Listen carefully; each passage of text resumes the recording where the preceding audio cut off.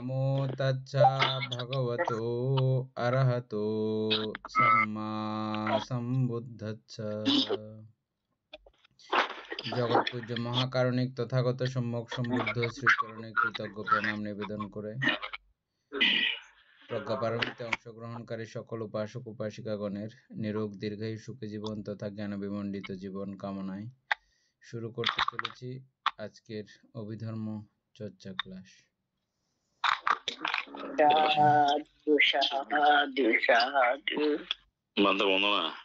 মঙ্গলক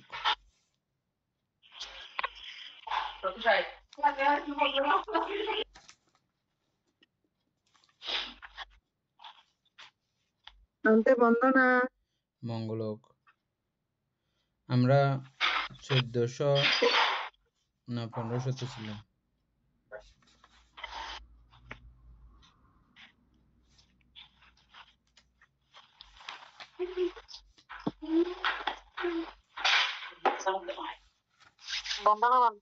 মঙ্গলক আমরা কত নম্বরে ছিলাম? মঙ্গলক আমরা 1500 যোগগুচ্ছ শুরু করছিলাম নাকি না করি মনে হয় 1487 1487 না এটা পড়ছিলাম 1487 1487 মহা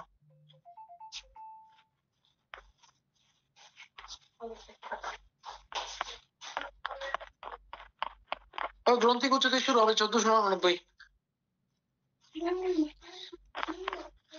উপাসক করেন গ্রন্থিগুচ্ছ থেকে।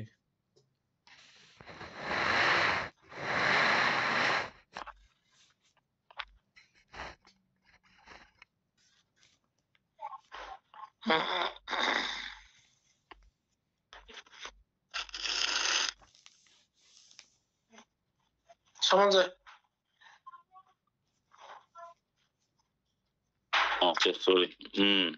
আজ জ্ঞান ভরিব খালি ইহা কজিয়ে না সরি।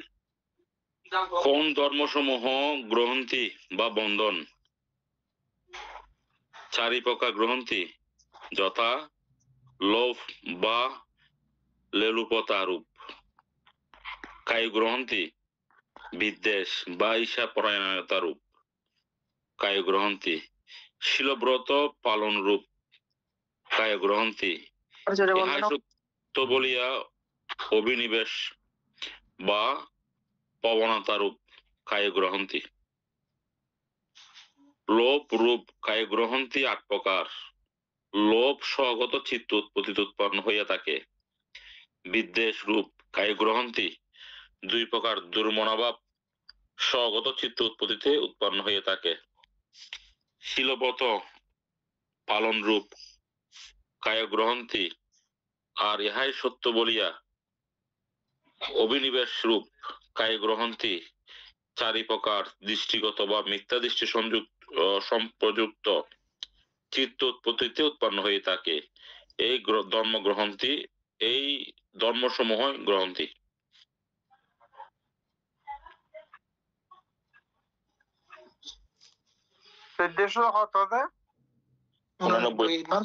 অ্যাপস থেকে পড়বো একটু করে। অ্যাপস থেকে একটু পড়েন।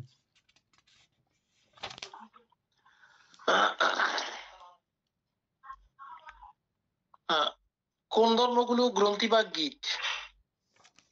গ্রন্থি বা গীত 4 প্রকার, যথা লালসার কায় গ্রন্থি, এখানে একটি আবিজ্জা কায়াগান্ত, বিদ্বেষের কায় গ্রন্থি,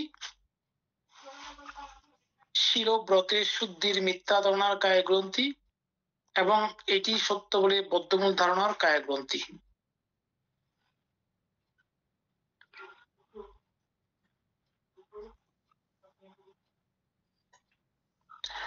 আচ্ছা, লালসার কায় গ্রন্থি 8, লোভমূলক চিত্ত উৎপত্তিতে উৎপন্ন হয়। আর বিদ্বেষের কায় গ্রন্থি 2 দোমনস্য সহগত চিত্ত উৎপত্তিতে উৎপন্ন হয়। শীল ও ব্রতে শুদ্ধির মিথ্যা ধারণার কায় গ্রন্থি ও এটি সত্য বলে বদ্ধমূল ধারণার কায় গ্রন্থি। 4 দৃষ্টিগত সংযুক্ত চিত্ত উৎপত্তি উৎপন্ন হয়। এই ধর্মগুলি হচ্ছে গ্রন্থি বা গিট।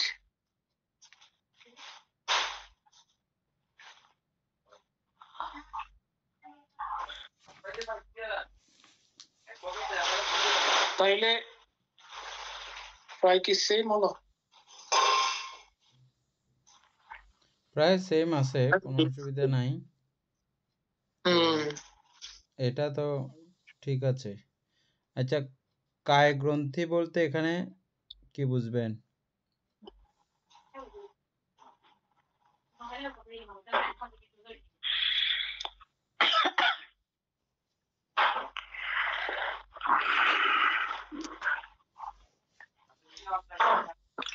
রূপকায় এবং নামকায় বানতে না, নামকায়ের গ্রন্থি, এখানে রূপকায়ের গ্রন্থিটা আসবে না। আমরা এতক্ষণ কায় গ্রন্থি আরো যেগুলো যেগুলো পড়ে আসছি এগুলো সবগুলোই হবে যে এই নামকায় গ্রন্থি, নামকায়ের। কারণ এটা পরে বুঝতেছি যে কি এতক্ষণ আগের গুলোতে না বোঝা গেলেও এটাতে বোঝা যাচ্ছে পরিষ্কার এগুলো নামকায়ের গ্রন্থি। আচ্ছা, নামকায়ের গ্রন্থি হলে বানতে তাইলে দৃষ্টিগত সম্প্রযুক্ত চিত্তের মধ্যে কেন উৎপন্ন হবে? শুধু বিপ্রযুক্ত গুলো কেন উৎপন্ন হবে না? হতে পারবে না, হতে পারে তো। কেন পারবে না? তাইলে সম্প্রযুক্ত হলে তো এখানে মানে সংযুক্ত সম্প্রযুক্ত, তাইলে বিপ্রযুক্ত মধ্যে তো হতে পারে। আমি তো এই যে চার কায়াগ্রন্থি দৃষ্টিগত সংযুক্ত, দৃষ্টিগত সংযুক্তের মধ্যে যুক্ত করছে যে শুধু, কিন্তু দৃষ্টিগত বেমানি বিপ্রযুক্তের মধ্যে যুক্ত করে নাই। না, ওটা পরে আলোচনা করতেছি। আমরা আলোচনা করতেছি অন্য কথা। এখন আমরা আলোচনা করতেছি যে মূলত এটা নামকায়, মানে রূপের সঙ্গে এটার কোনো সংশ্লিষ্টতা নাই। এর দূর পর্যন্ত আপাতত ক্লিয়ার হয়েছেন কিনা দেখেন। হ্যাঁ, এটা প্রথম কথা শেষ। তারপরে দ্বিতীয় কথাতে হচ্ছে যে আর এই গ্রন্থিগুলো আমরা আগে থেকে চিনি, অর্থাৎ লোলুপতা, রূপ, কায় গ্রন্থি এগুলো আমরা চিনি আগে থেকে। তারপরে ঈর্ষাপরায়ণতা রূপ কায় গ্রন্থি এটাও চিনি। শিলব্রত পালন রূপ কায় গ্রন্থি এটাও একটু করে মনে বলে গেলে ভালো হবে, আর নতুন যারা আসছে তাদের জন্যই হবে।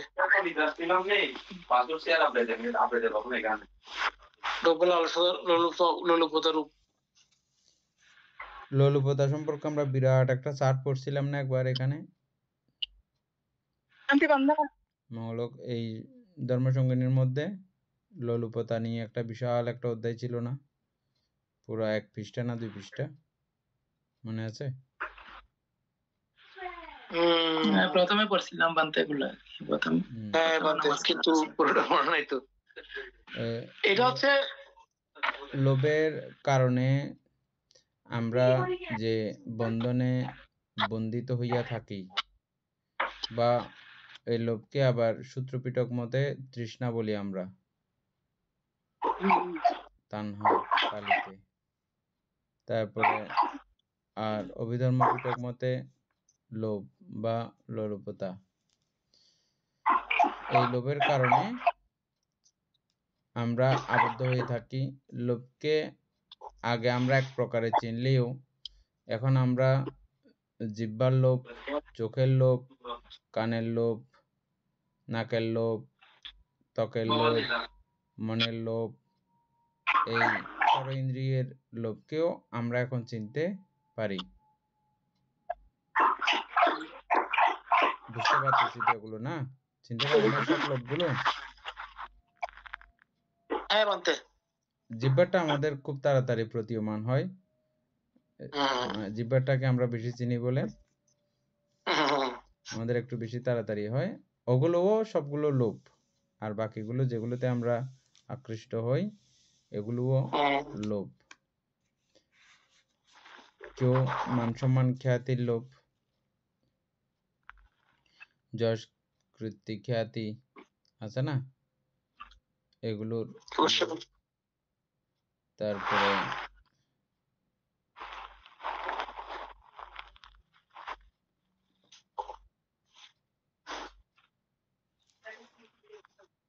আর আরো কিছু আলোচনা করেন উপাসক লোভ সম্পর্কে। মানে আমাদের পঞ্চেন্দ্রিয় দ্বার দিয়ে যে সমস্ত আহ, আহ, আহ, লোভমূলক বিষয় উৎপন্ন হয়, এইখানে তো চোখের দ্বারা হয়, কর্ণ দ্বারা হয়, জিহ্বা দ্বারা হয়, গন্ধ গন্ধ আস্বাদনের মাধ্যমে হয়, স্পর্শের মাধ্যমে হয়। তো এগুলা ক্ষেত্র বিশেষে আমরা যখন যেটার মধ্যে আমরা লোভান্বিত হয়ে আসক্তি পরায়ণ হয়ে যাই, তখন ওইটার মধ্যে আমাদের এই এটা সৃষ্টি হয়। যেমন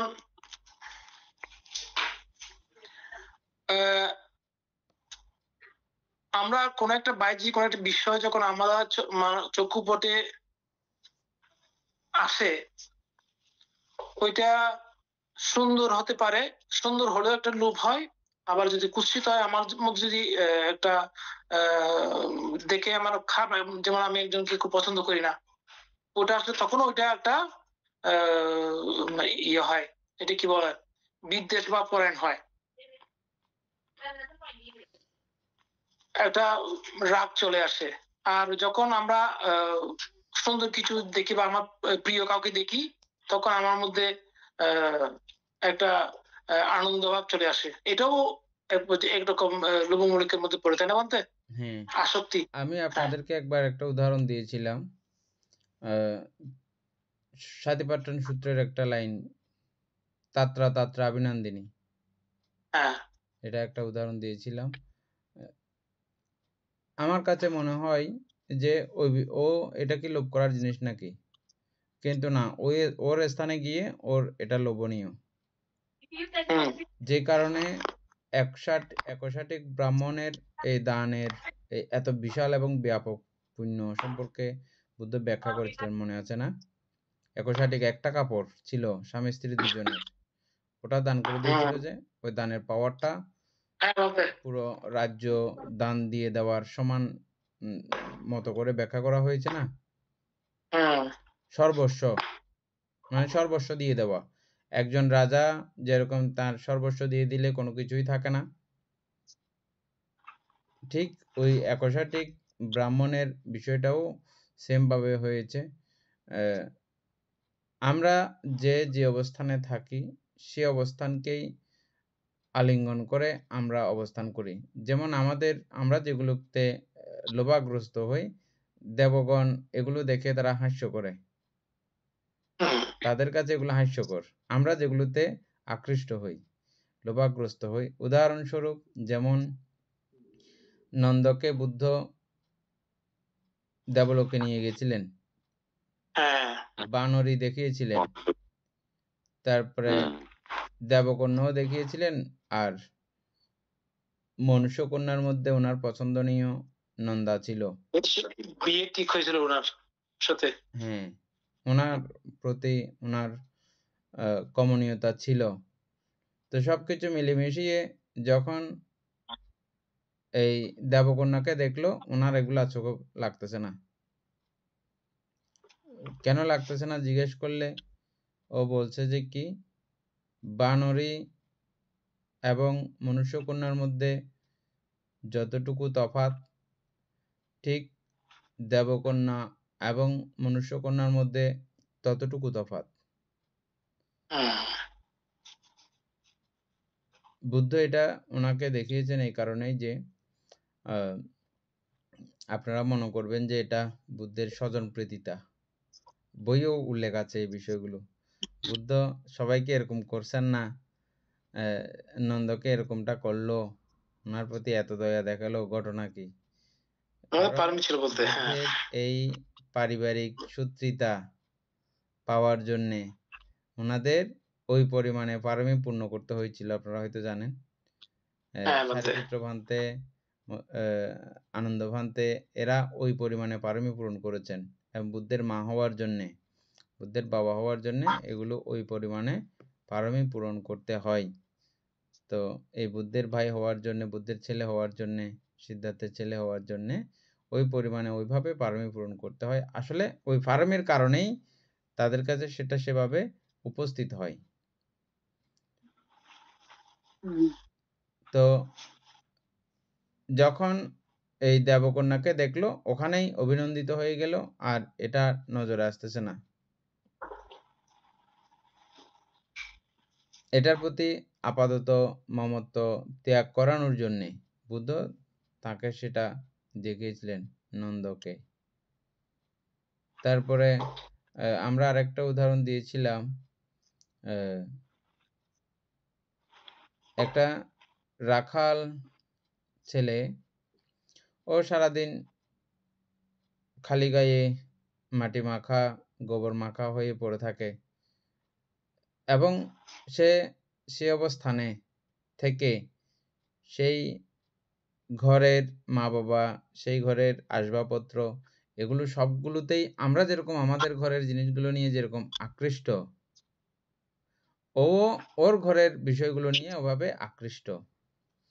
আমরা অনেক সময় বলি, অনেক খুব মানে গরিব সন্তান আছে, ওদেরকে আমরা খুব টানতে ইচ্ছে করি, তুমি চলে আসো না, তোমার ঘরের মধ্যে কি আছে এত, না ওকে আনানো যায় না। মানে ওর যেটা আছে সেটাকে সে আকৃষ্ট হয়ে লোভে লোলুপতা হয়ে ও সেখানে পড়ে থাকে।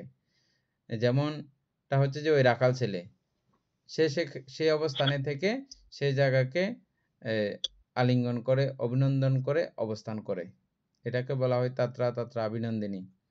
যেমন আরো উদাহরণ আছে, সেখানে গোবরের পোকা, একটা গোবরের পোকা হয়ে গেছিল যে উর্বরী জাতকের মধ্যে, আপনারা শুনেছেন, পড়েছেন। চিবর ইয়ে করার জন্য, না, চিবর ইয়া করার জন্য না, একটা রাজা বুদ্ধ এক সময় এক ভিক্ষুকে উপলক্ষ করে বলছিলেন যে, বলছে যে একে এখন না, আমি অতীতে এভাবে তার ইয়ে করেছিলাম, মতিভ্রম ঠিক করেছিলাম। রানী মরে গেছে, উনি রাজা ছিলেন, রানী মরে গেছে, রানীকে উনি ইয়া করতেছে না, দাহ কার্য বা মাটিতে কবর দেওয়া কোনোটাই করতেছে না, না করে একটা তৈল পাত্রের মধ্যে রেখে দিয়েছে এবং প্রত্যেক দিন এখানে বসে বসে ওই লাশের বক্সের পাশে বসে বসে কান্না করতেছে। বোধিসত্ত্ব তখন যে কোনো কার্য উপলক্ষে এখানে আসছিলেন, তো বোধিসত্ত্বকে এই খবর জানানো হলে বোধিসত্ত্ব তখন সেখানে গেল। তো বোধিসত্ত্ব এই চ্যুতিউৎপত্তি জ্ঞান লাভী ছিলেন। কোনো প্রাণীকে তিনি দেখতে চাইলে কোথায় গেছে মৃত্যুর পরে উনি দেখতে পেতেন। তো বলছে, তোমার এই উরুবুরি তো এখন ইয়ে হয়ে গেছে, এই গোবরের পোকা হয়ে গেছে, কচ্ছপে পোক কতগুলো আছে যে এই জাতীয়, তো গোবর ঠেলতেছে, কি বলেন, আমি বিশ্বাস করি না।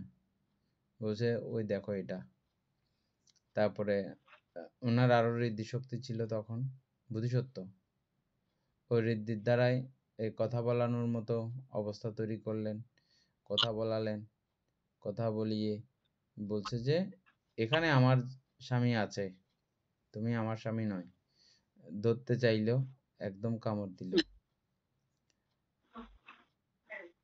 আরো অনেক কথাবার্তা বলে ওনার সেই এই যে লোভের বন্ধন বা লোলুপতার বন্ধন, এটা ছিন্ন করলো। এই বন্ধনগুলো ছিন্ন না হইলে এখানে আমরা আকৃষ্ট হয়ে নানানভাবে দুঃখ কষ্ট সারাক্ষণ পেতে থাকি এগুলো, কারণ এগুলো তো অনিত্য, যেহেতু এগুলো ভাঙবে, নষ্ট হবে, ধ্বংস হবে। কিন্তু আমাদের সঠিক অবস্থা না থাকলে, সঠিক জ্ঞান ও সমৃদ্ধতা না থাকলে আমরা খুব ভেঙে পড়ে যাব, অসহায় হয়ে যাব। সেজন্য এই বুদ্ধ গবেষণা বা এটার সঠিক তথ্য জানার জন্য। যাই হোক, আমরা লোলুপতার বন্ধন সম্পর্কে এতক্ষণ আলোচনা করলাম। তারপরে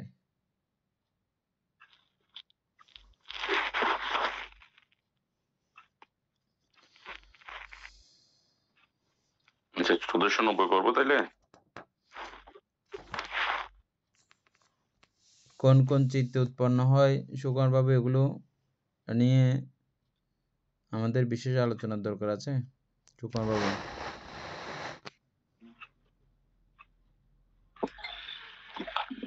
বামতে এগুলো তো আলোচনা করতে গেলে তো অনেক, আসলে সবগুলো তো আগেই সেভাবে আগের গুলো একই আর কি। আচ্ছা ঠিক আছে, কিন্তু চিত্রগুলো মিলাতে গেলে মানে চিত্রগুলো মিলাতে গেলে একটু এলোমেলো হয়ে যায় আর কি। এটা কেন হবে না, এটা কেন হবে, একটা সন্দেহ থেকে যায় আর কি, এটা আসলে কি মিলতেছে কিনা। আমরা লোভ তো decide কায় করতে গ্রন্থি পারি না।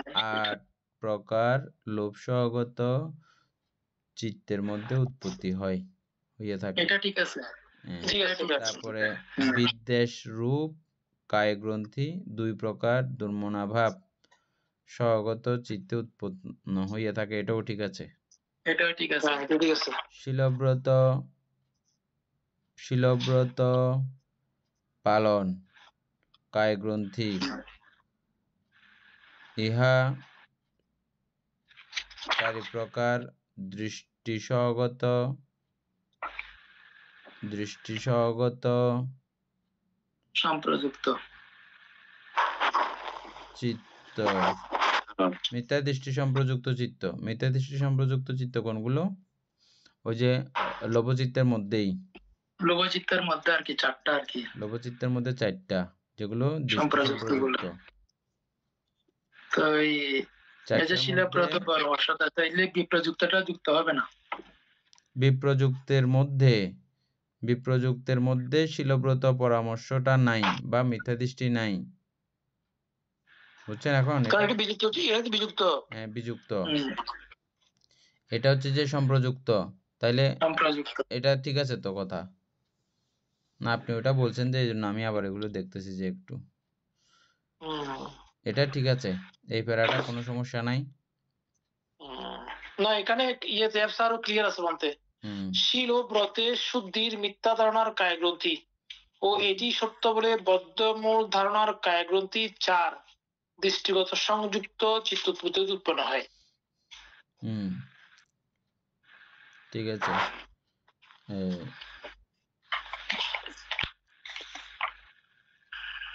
মহাপরিনির্বাণ সূত্র শেষ হইলে আমরা এটার সহায়িক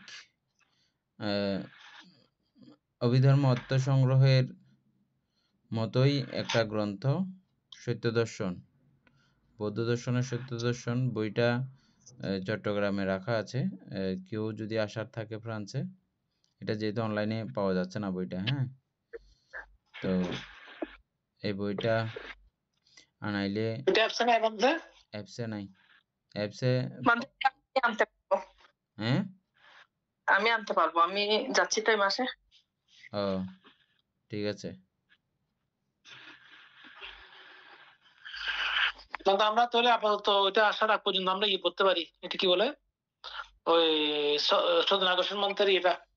না এখনো ইয়া হয় নাই তো, এখন আমাদের পরিনির্বাণ সূত্র তো শেষ হয় নাই, আচ্ছা, এখন বাকি অনেকদিন আছে আর, চলবে হ্যাঁ। তো।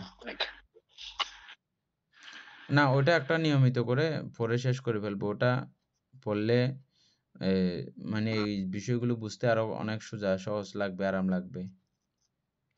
কোনটা বলতে? ওই এটা সত্য দর্শন। হ্যাঁ আচ্ছা আচ্ছা, ওটা অ্যাপসে নাই।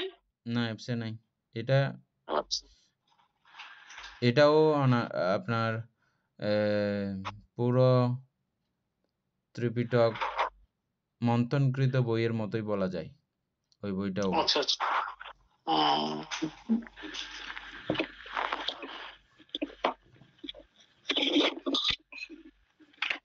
ঠিক আছে বলতে।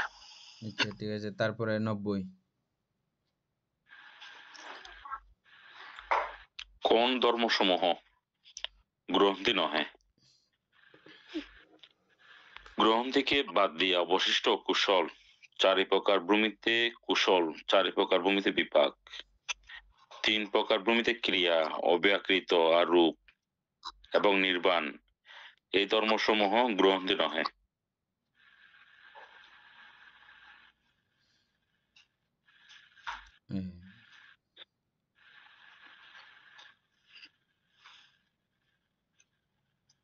গ্রন্থিকে বাদ দিয়ে, এখানে ওই উপরোক্ত 4টি গ্রন্থি বাদে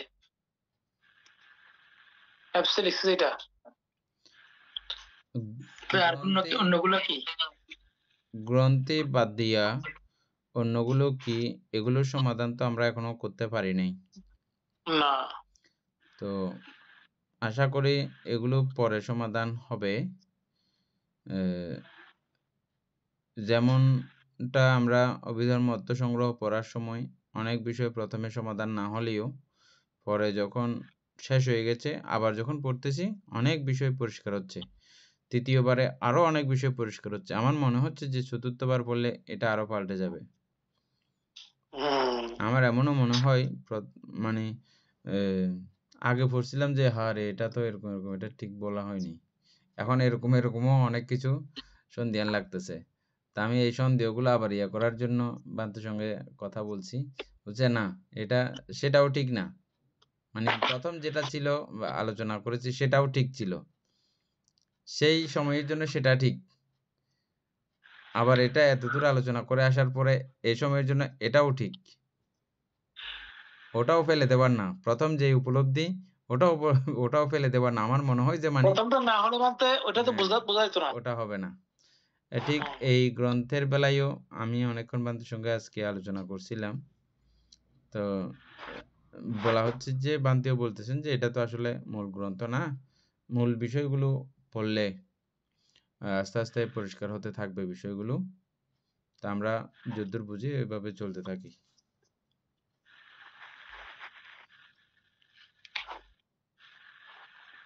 তাইলে এই লাইনে আমরা কিছু বুঝতেছি না।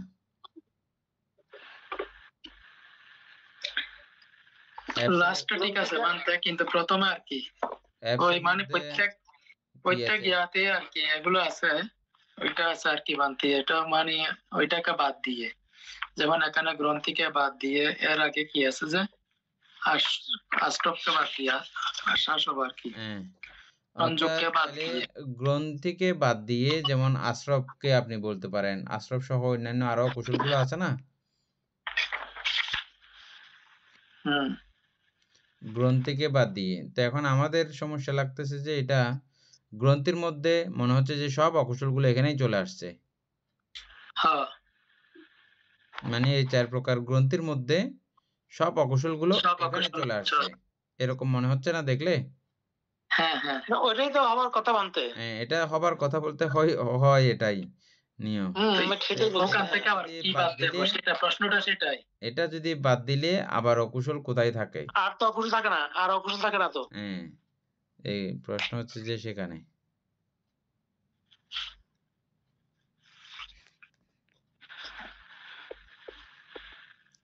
তাহলে 91 92 এগুলো সেম বিষয় বানতে। তাইলে 94 93 ও গ্রন্থি সংযুক্ত, তাইলে 94 ও বিযুক্ত, প্লাবন 95 1501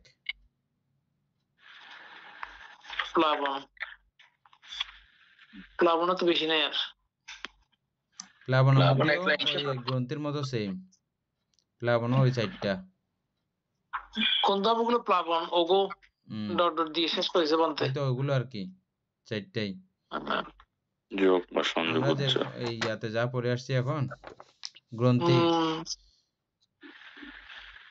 ওই 4টাই না, ওই 4টাই। যোগগুচ্ছ বাধা নিবরণ গুচ্ছ ওই 4টা সংযোগ,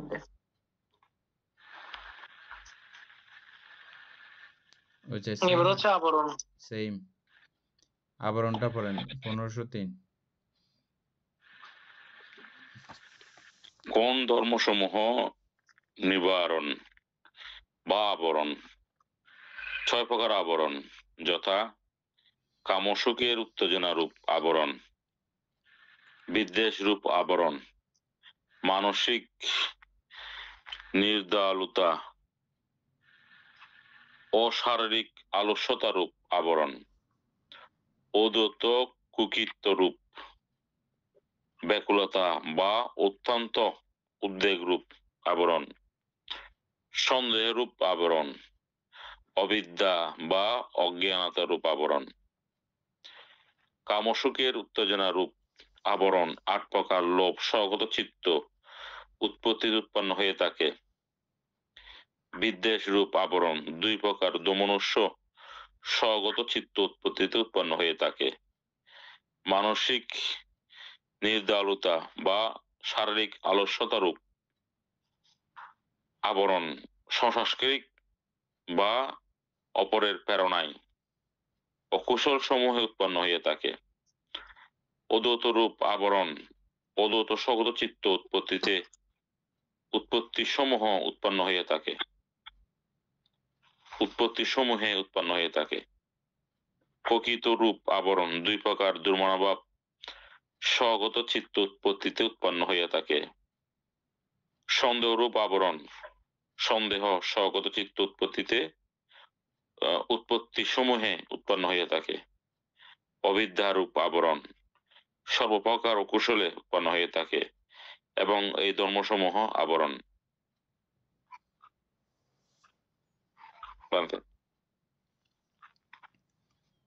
এমনি নিবারণ সম্পর্কে আগে থেকে আমাদের পরিষ্কার ধারণা আছে, তবে এটা নিবারণের পরেও যে অকুশল আছে এটা তো আমরা জানি। আছে বলতে অবশ্যই পঞ্চ নিবারণের পরেও অকুশল আছে এটা জানি। এই জায়গাতে কিন্তু এটা মিলতেছে, ওই 1504-এর ঘটনা দেখেন। উপাসক সুকুমার বাবু পঞ্চ নিবারণ গুলো একটু বলেন।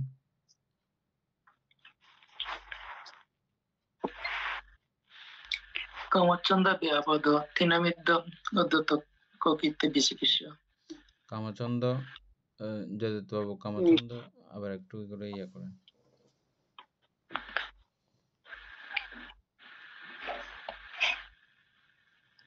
কামছন্দ বলতে কাম তো আমরা সবাই জানি, কাম তৃষ্ণা, ছন্দ হচ্ছে আসক্তি তৃষ্ণা আর কি।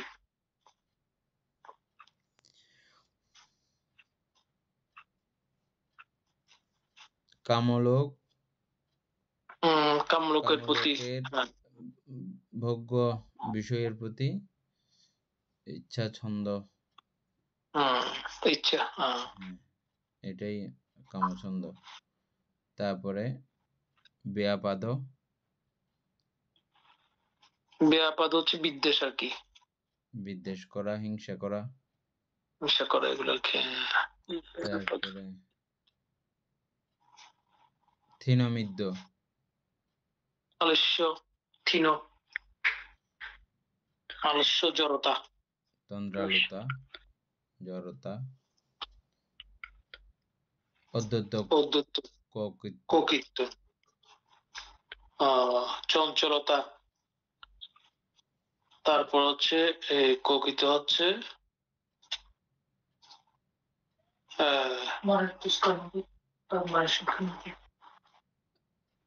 খ্যাত, চঞ্চলতা, খ্যাত খ্যাত বলতে আমরা কোনো দুষ্কর্ম করে ফেললে যে অনুতাপ, খ্যাত বোধ অনুতাপ, অনুশোচনা বলতে, অনুতাপ, অনুশোচনা।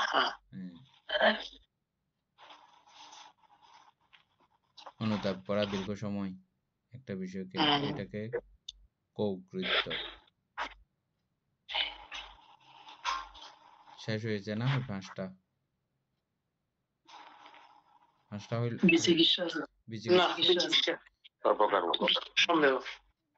এখানে তো 6 প্রকার লিখছে মনে হয়। এখানে অভিজ্ঞতা যুক্ত করছে আর কি, আমরা অভিজ্ঞতা পাইছি তো করে। আর বিচিকিৎসা,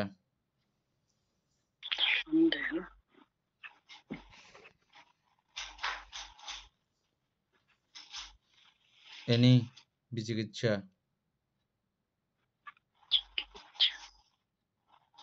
কিভাবে উৎপন্ন হতে বা কোন কোন বিষয়ে আমাদের বিচিকিৎসা থাকে হয়, এগুলো। বিচিকিৎসা তো হচ্ছে যে বলতে সন্দেহ, সিদ্ধান্ত নেওয়ার ক্ষেত্রে, বা এটা একটা সিদ্ধান্তহীনতায় ভুগে, এটা হবে না ওইটা হবে, যেমন এটাই হচ্ছে যে আমরা একটা উদাহরণ পাইছিলাম যে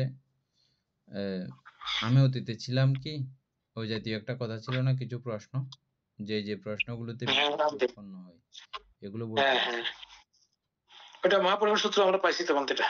হুম, বলো এ নিয়ে বলো। জানতে এনে কি বলতে বলছি যে এগুলো এটা ওইটা না বানতে কঙ্কা উত্তরণ বিশুদ্ধির একটা ইয়া না, হুম অতীতে আমি কি ছিলাম না ছিলাম না, তারপর কি ছিলাম কি রূপে ছিলাম কি না, অবস্থা হইতে, বিশুদ্ধি তো নয় এখানে। ওইটা ওই যে 16 প্রকার সংশয় গুলো আর কি, কঙ্কা উত্তরণ বিশুদ্ধি আমরা এই 16 প্রকার, এই হ্যাঁ 16 ঠিক প্রকার, আছে। হ্যাঁ। কিন্তু আমার তো সবগুলা মনে নেই। সুকুমার বাবু মনে আছে?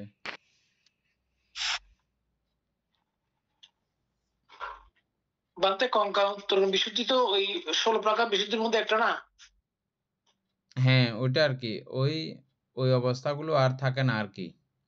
এই জাতীয় প্রশ্ন যে থাকে ওই প্রশ্নগুলো আর কঙ্কা মানে মূলত কঙ্কা উত্তরণ মানে কি? শঙ্কা, সন্দেহ, সন্দেহ উত্তরণ, শঙ্কা, সন্দেহ থেকে সন্দেহ উত্তীর্ণ।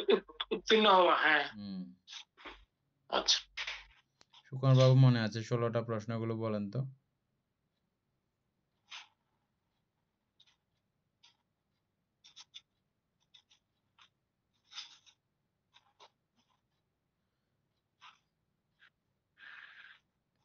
এনি এগুলো বই থেকে দেখে লিখে কালকে গ্রুপে পাঠিয়ে দিলে সবাই দেখবে।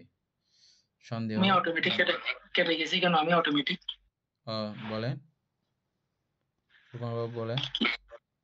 কি বানতে? সন্দেহ ও আচ্ছা, 16 প্রকার গুলো। হ্যাঁ এগুলো তো সব মনে আছে কিনা। আচ্ছা, আমি কি অতীতে ছিলাম এটা, তারপরে আমি কোথায় থেকে আসছি, আমি কোথায় যাব, তারপরে হচ্ছে যে এখন কোথায় আছি, আমি বর্তমানে কোথায় আমি আছি? এখন কোথায় আছি, হুম আমি ভুলে গেছি সব বানতে সব। আচ্ছা, আমি পেয়েছি, আমি বলি হ্যাঁ তাহলে। প্রথমে হচ্ছে 1 নাম্বার, আমি কি অতীতে ছিলাম হুম না ছিলাম না, 2 নাম্বার। 3 নাম্বার হচ্ছে কি ছিলাম, হুম তারপর কি রূপ ছিলাম, কি রূপ অবস্থা হইতে কি রূপ অবস্থায় পরিবর্তিত হইয়াছিলাম, হুম, আমি ভবিষ্যতে থাকিব না থাকিব না, কি হইব কি রূপ হইব, কি রূপ অবস্থা হইতে কি রূপ অবস্থায় পরিবর্তিত হইব, আমি কি বর্তমানে আছি নাই, কি হইয়া আছি, কি রূপ আছি, কোথা হইতে আছি আছি, কোথায় যাইব,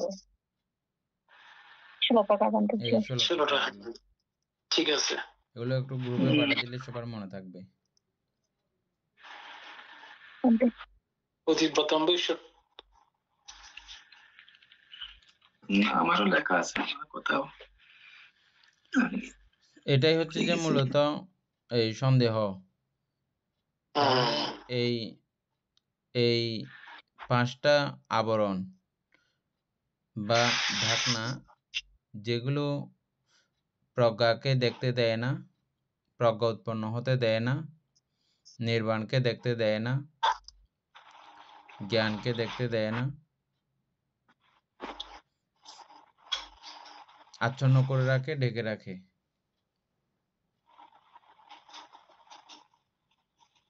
এগুলো উৎপন্ন হয় যে কোথায় কোথায়?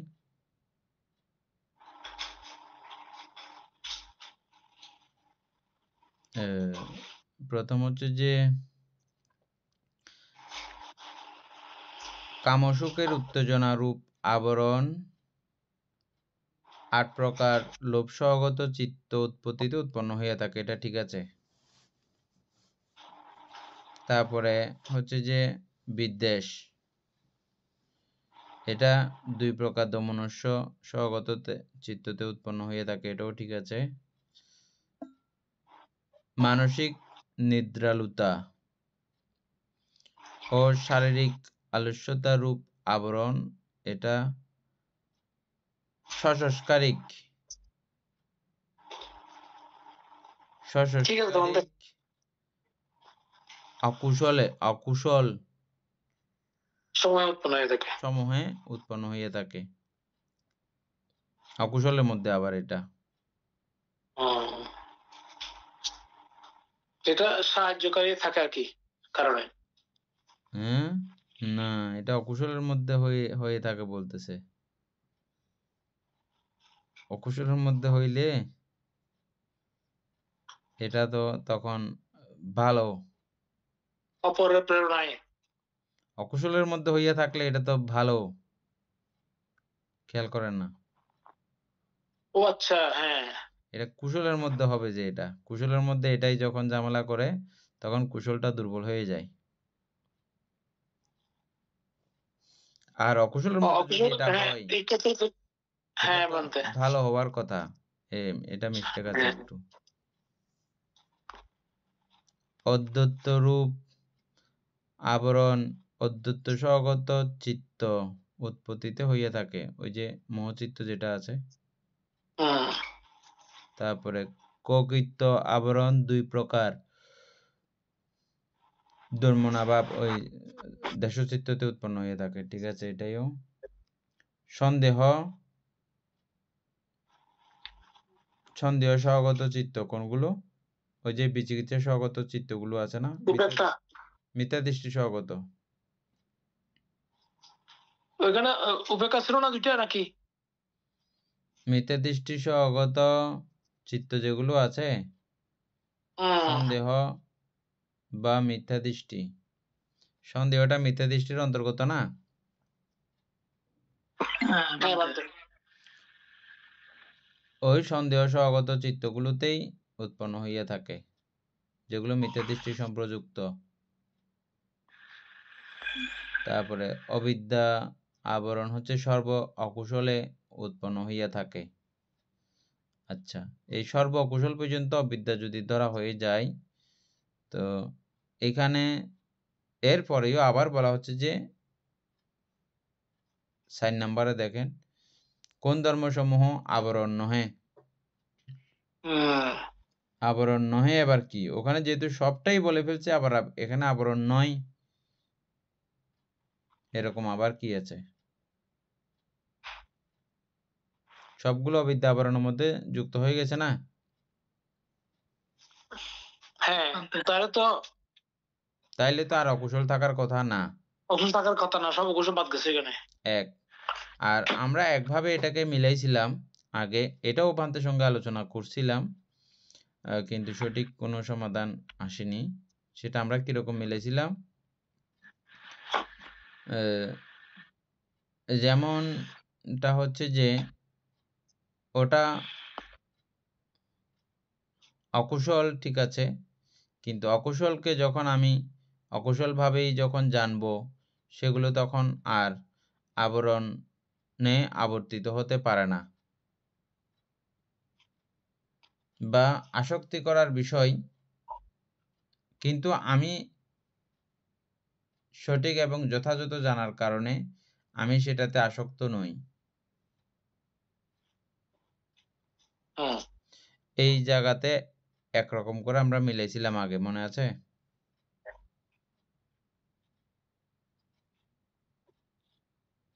আমি এখনো নিবরণ মুক্ত নয় বটে,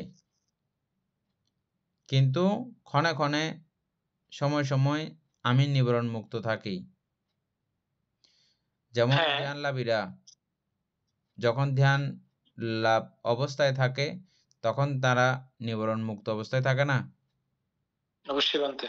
এই তখনের কথা যদি হয়, এভাবে এটা মিলবে আর কি, না হলে তো অন্য কোনোভাবে আমরা আর রাস্তা দেখতেছি না। না, এরকমই হয়ে যাবে মানতে, কারণ এখান থেকে একমাত্র শ্রোতাপন্ন হলে তখনই নিবরণ মুক্ত হচ্ছে। যে শ্রোতাপন্ন হওয়ার আগ পর্যন্ত অবশ্যই প্রথম দিয়ে দ্বিতীয় যাচ্ছে না। হ্যাঁ, মার্গফল লাভ করার আগেও নিবরণ মুক্ত হওয়া যায়, থাকা যায় না, কিন্তু কন্টিনিউ থাকলে তো শ্রোতাপন্ন হয়ে গেছে, সেটা বুঝতে যাচ্ছে মানতে। যদি কন্টিনিউ আবরণ মুক্ত নিবরণ মুক্ত থাকা যায়, তাই তো শ্রোতাপন্ন হয়ে গেল, আমি সেটা বুঝতে পারছি। এটাও আজকে আলোচনা করেছিলাম।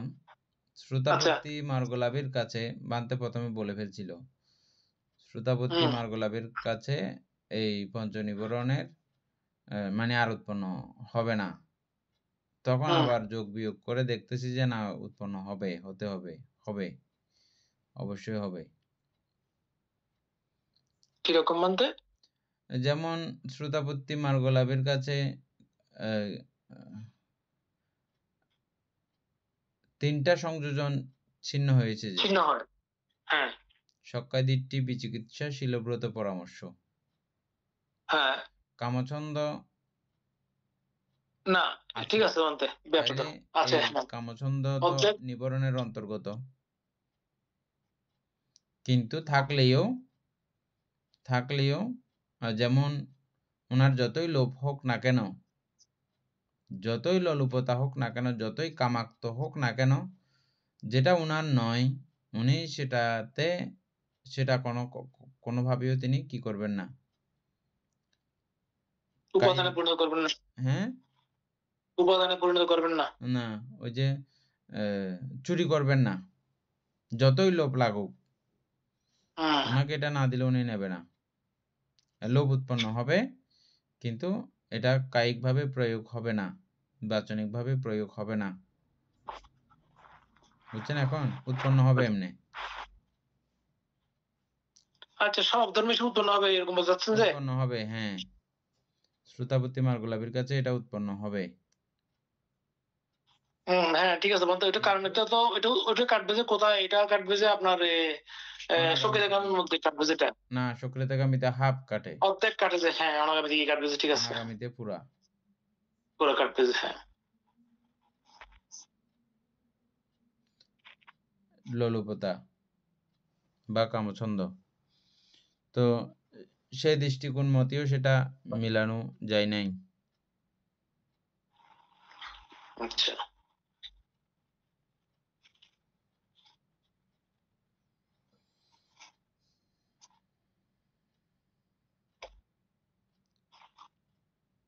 আচ্ছা ঠিক আছে, 1504টা পড়েন। কোন ধর্মসমূহ আবরণ নহে?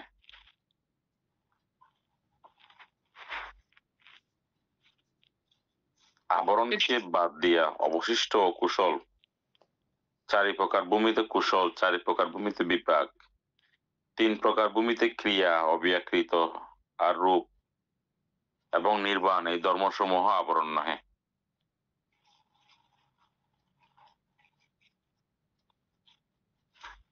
তারপরে 5, কোন ধর্মসমূহ আবরণীয়? 3 প্রকার ভূমিতে কুশল, অকুশল, 3 প্রকার ভূমিতে বিপাক, 3 প্রকার ভূমিতে ক্রিয়া, অব্যাকৃত আর সর্বপ্রকার রূপ, এই ধর্মসমূহ আবরণীয়।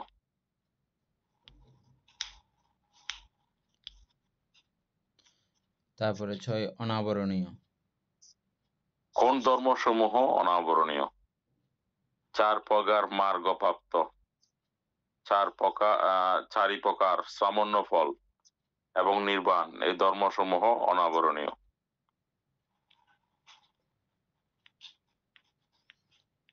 এখানেও লেখছে মার্গ অপ্রাপ্ত। ওখানে ওই ইয়েতে সবসময় প্রাপ্ত লেখা আছে বলতে, এখানে তো অ্যাপসে ঠিক আছে না? অ্যাপসে লিখছে লোকোত্তরে 4 মার্গ, লোকোত্তরে 4 মার্গ। 4 সামান্য ফল। তবে একটা বিষয় এমনি করা যায়, মার্গ প্রাপ্তি ক্ষণে, যখন মার্গ প্রাপ্ত হয় সেই ক্ষণটা শ্রোতাপত্তি মার্গলাভের জন্য, সেই ক্ষণটা কিন্তু অনাবরণীয়। অন্য সময় নিবরণে যুক্ত হইলেও ওই সময়টা, ওই ক্ষণটা কিন্তু অনাবরণীয়। এই দৃষ্টিকোণ থেকে হলে এটা কিন্তু সব প্রশ্নগুলো উত্তর মিলছে। কারণ মার্গ প্রাপ্তি ক্ষণে তখন তিনি পঞ্চনিবরণ মুক্ত থাকেন। ওই যে 16 প্রকার দশবিধ বিদর্শন জ্ঞানের মধ্যে মার্গ প্রাপ্তির ক্ষণে যে বিষয়গুলো প্রথম ধ্যানে উৎপত্তি হইয়া থাকে সেম বিষয়গুলো অন্য নামে অন্যভাবে সেখানে আমরা পেয়েছিলাম, মনে আছে? ওবাসু এখানে আমরা সুখ হিসেবে দেখেছি, ওখানে আমরা উপক্লেশ হিসেবে দেখেছি। উপক্লেশ, দশ উপক্লেশ পড়ছিলাম না? হ্যাঁ বান্তে। ওই উপক্লেশগুলো চিত্তের এই প্রসাদময় অবস্থা, শান্তিময় অবস্থার, যেগুলো ওই জায়গাতে গিয়ে আমরা প্রথম ধ্যানের সুখ বলে আখ্যায়িত করেছিলাম।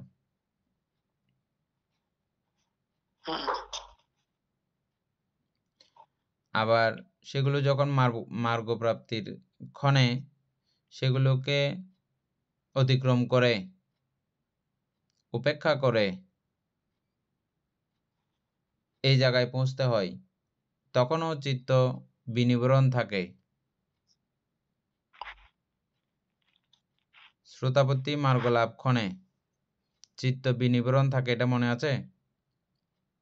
অবশ্যই বান্তে, হ্যাঁ এটা এমনি বিরত থাকবে। এই সেইভাবে যদি হয় এই কথাটা মিলবে আগের কথাগুলো সহ সবগুলো।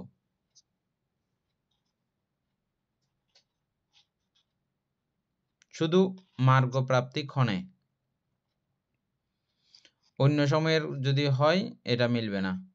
মানে বান্তে, হ্যাঁ, যেমন আমাদের এই আমরা যতটুকু জেনে আসলাম আর কি, প্রথম ধ্যান, দ্বিতীয় ধ্যান, তৃতীয় ধ্যান, চতুর্থ ধ্যান, এগুলো তো নিবরণ মুক্ত না হলে তো ওই ধ্যানগুলো লাভ করা যায় না। হ্যাঁ, তখন যেমন নিবরণ মুক্ত, আবার শ্রোতাপত্তি মার্গ লাভ করার সময়ে তিনি ধ্যান লাভী না হইলেও তখন এই প্রথম ধ্যানের যে অঙ্গগুলো আছে সমস্ত অঙ্গগুলো পরিপূর্ণ হয়। আমরা কোথায় দেখলাম সেটা? ওই উপক্লেশ সহ দশবিধ বিদর্শন জ্ঞান পড়ছিলাম, মনে আছে? দশবিধ বিদর্শন জ্ঞান হ্যাঁ বান্তে পড়ছিলাম কিন্তু ভুলে গেছি, আমার মিস হয়ে গেছে। দশবিধ বিদর্শন জ্ঞান নাকি সপ্তবিধ বিদর্শন জ্ঞান মানতে বলেন না, 10টা বলেন আর 16টাও বলেন, কোনো অসুবিধা নেই। আমাদের আশিন কেমিকা বান্তের বইয়ে 16 প্রকারের বিদর্শন জ্ঞানের কথা এইভাবে লেখা আছে। হ্যাঁ বান্তে, ওগুলো ওখানে স্টেপ বাই স্টেপ আছে বান্তে। হ্যাঁ সুকুমার বাবু বলেন, যেটা জানেন সেটা বলেন। সপ্ত বিশুদ্ধি, আপনি যেটা বলতেছেন সেটা সপ্ত বিশুদ্ধি। এটা সপ্ত বিশুদ্ধি, হ্যাঁ। আচ্ছা, ওইটা তো মানতে মনে নাই। বলেন। শীল বিশুদ্ধি, দৃষ্টি বিশুদ্ধি, সপ্ত বিশুদ্ধির মধ্যে শীল বিশুদ্ধি, দৃষ্টি বিশুদ্ধি, কঙ্কোত্তর বিশুদ্ধি, মার্গ জ্ঞান দর্শন বিশুদ্ধি, তারপর হচ্ছে আমি ভুলে গেছি। প্রতিপদ জ্ঞান বিশুদ্ধি। হ্যাঁ, প্রতিপদ জ্ঞান বিশুদ্ধি। প্রতিপদ জ্ঞান বিশুদ্ধি। তারপরে ওটাতে জ্ঞান দর্শন বিশুদ্ধি। সাতটা। তারপরে শেষ।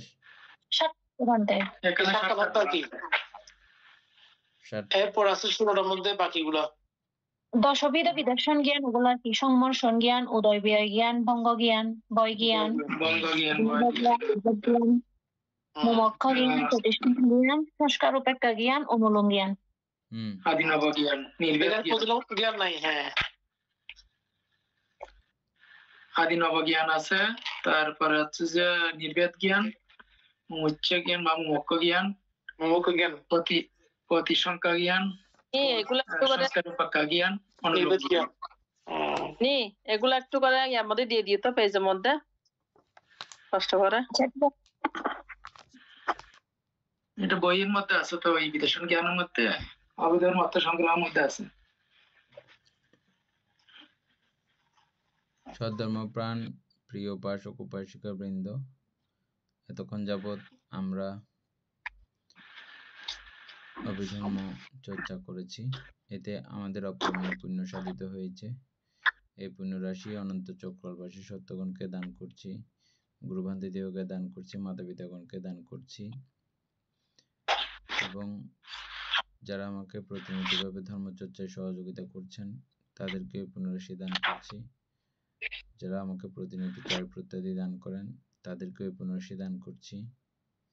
এই পুণ্যের কাছে আমরা প্রত্যেকে প্রার্থনা করব নির্বাণ লাভ অবধি অসৎ ব্যক্তি, মূর্খ ব্যক্তি পাপমিত্রের সংসর্গ লাভ না করে সদা সর্বদা জ্ঞানদর্শী কল্যাণ মিত্রের সান্নিধ্য সংসর্গ লাভ করতে সক্ষম হই।